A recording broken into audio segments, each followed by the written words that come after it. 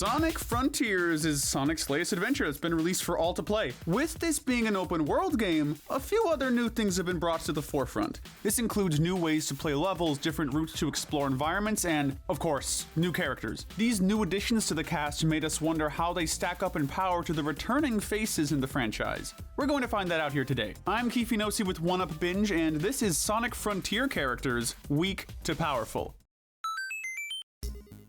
First, the rules. Right off the bat, we're going to be focusing solely on how powerful these characters are in this game alone. Anything they do to demonstrate forms of power outside of the game won't be brought up here. That being said, there are sources outside of the game itself, i.e. comics and animations, that are still connected to this game's story in some way. Those will still be considered. We are also going to focus on how powerful the characters are in their base current state. In other words, Super Sonic will not be a factor here. If he could transform at will without the help of the Chaos Emeralds, then it would be different. As with other lists like this, we'll start with the weakest of the characters and work our way up to the most powerful. Coming in at the very bottom is Big the Cat. Neither we nor even Sonic himself seem to really know what Big is doing here in terms of the story. While Big's fishing minigame, combined with what he can do with the tokens you give him after each catch, can be really helpful in minimizing the grinding needed for various things, that's really the only thing Big is here for. Big doesn't really demonstrate any form of strength nor power in this game. He literally stands in one spot, allows Sonic to use his spare fishing rod, and not much else. He may now be voiced by the guy who has voiced other powerful characters like Gohan and Dragon Ball. That does not count at all. He's very helpful, but he's not shown to be powerful, hence why he's at the very bottom of our list. Managing to stay out of the very bottom of the list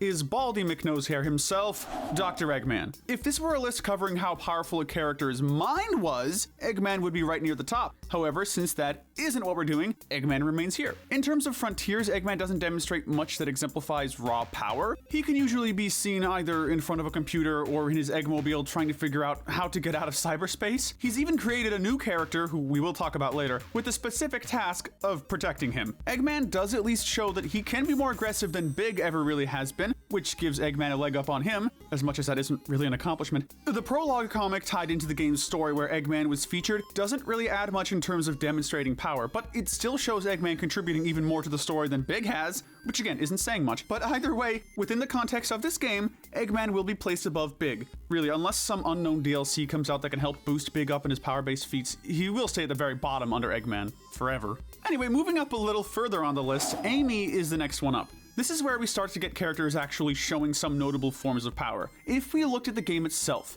Amy would probably be stuck right at the bottom as well. For the vast majority of the game, she's trapped in cyberspace. After being freed from her prison, she can be seen by and talked to by Sonic, but she can't physically interact with anything. This limits what she's able to do to help. This is where the tie-in comic Sonic Frontiers Prologue Convergence comes in. Within the first couple of panels, the first thing we see Amy doing is going up against some of Eggman's robots on her own. She doesn't appear to have any injuries whatsoever, implying that she can hold her own for at least a little while. One panel even shows her using her hammer to knock back one of the giant robot arms, showing that she has more strength than she might let on. Just the fact that she's seen doing something to demonstrate power in some way puts her above the previous two. Just above Amy on our list is Sonic's best bud, Tails. Tails is in a very similar boat as Amy. Both were trapped in cyberspace for most of the game, both could contribute very little in the real world, and both get some redeeming moments of power in the tie-in prologue comic. You might think that Amy would be placed higher than Tails in this regard. In this comic, Amy does a lot more of the fighting, whereas Tails begins by disassembling part of the robot. However, Tails has one image in the comic in his favor that puts him above Amy.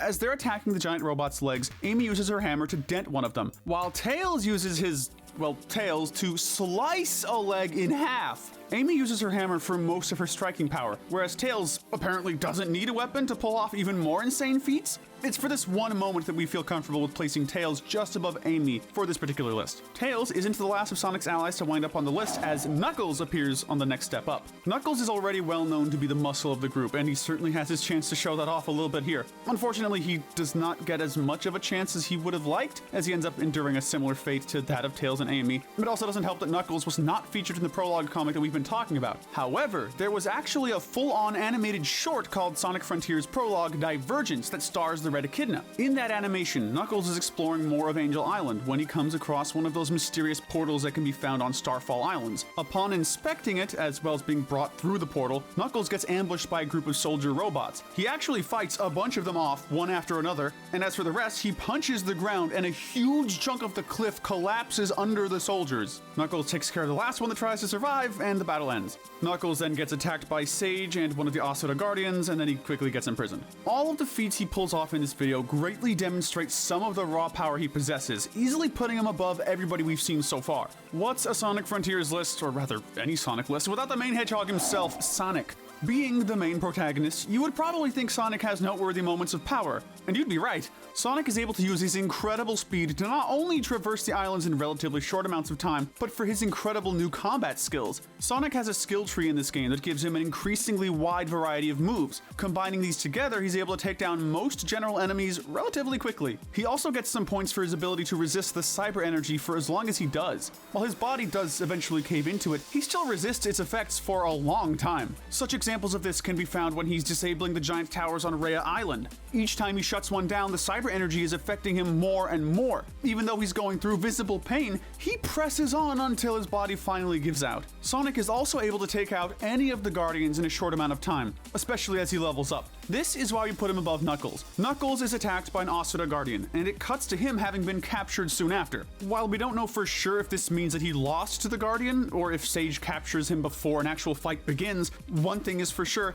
we haven't seen Knuckles beat Guardians of that size in this game's story, but Sonic is shown to certainly be able to. Sonic may not be as physically strong overall as Knuckles, but his speed, fighting moves that he combines with it, and his feats of resisting the cyber energy for as long as he does make up for that. Maybe some DLC will come out demonstrating Knuckles with even greater moments of power one day, but for now, this is all we got. Up next is another of the main characters in the game, Sage. If you haven't played Sonic Frontiers yet, you're probably of the mind that Sage is the main antagonist. This is actually not the case. It turns out that Sage antagonizes and attacks Sonic through a good chunk of the game because she thinks that he's intentionally acting as a threat to the islands. She controls many of the Guardian robots on the islands, as well as prompt most of the Titans as a means to go up against Sonic. This is the biggest reason why we're putting Sage above Sonic on this list, at least for now. Sonic is unable to defeat these Titans without the power of the Chaos Emeralds, but Sage is able to manipulate them with her raw abilities with seemingly little effort. Not only this, but in the final act of the game, Sage is able to completely control the final Titan, which goes by the name Supreme. Sonic also needs the Chaos Emeralds to defeat it initially when it's possessed by the game's real villain. If Sonic and Sage were to go toe-to-toe without any outside help, perhaps Sonic could pull off a win.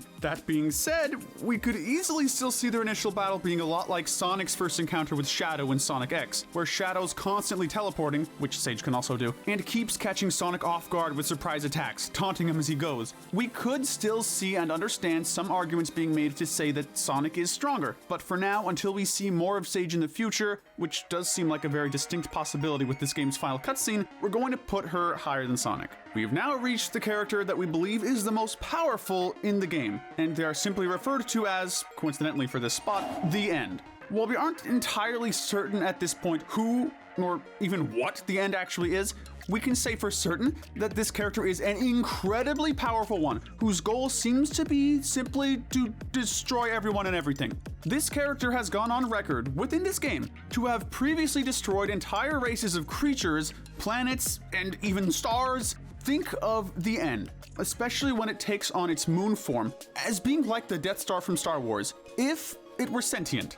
Upon being freed from cyberspace, the End quickly takes control of Supreme, the final Titan in the game. It's only when Sonic takes on his super form that he's able to beat the End in this state. However, this climactic fight is not yet over. The battle's taken to space, where the End takes on the form of a giant moon. Whether you get the full experience of the battle by playing on hard mode or not, one thing is clear. It ultimately takes the combined might of Super Sonic and Sage, who controls the Supreme Titan, to defeat the End in, well, the End.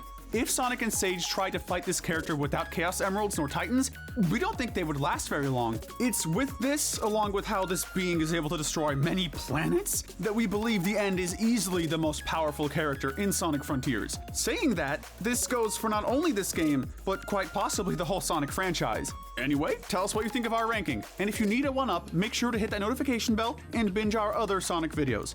Thanks for watching!